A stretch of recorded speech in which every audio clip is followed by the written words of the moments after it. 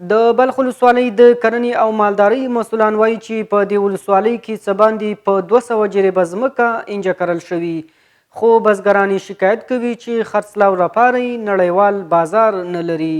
د بلخ ولسوالۍ د کرنې امیر وایي د تیرو کلونو په پرتله په دې سیمه کې ډیری بزګرانو انجې کرلو ته مخه کړي چې سږ کال په دې ولسوالۍ کې چې له 200 نه تر 300 جریبه ځمکه انجه کرل شوي، خو بزگران د نړیوال بازار له نشتوالي شکایت کوي. بازارش قدر خوب نیست. سابق بازارش خوب بوده، مردم بسیار هنگ رشد دادن و بسیار کار دادن و نتیجهش هم خوب بود سابق.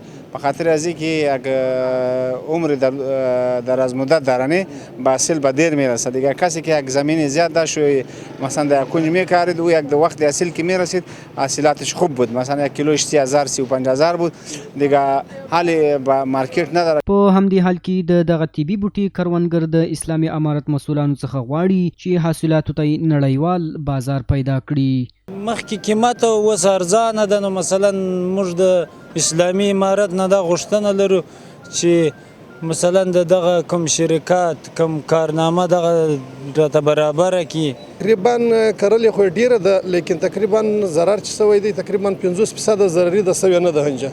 موږ به خپله ماوي لرو ام للمي لرو، لیکن ډیره خساره منه ده.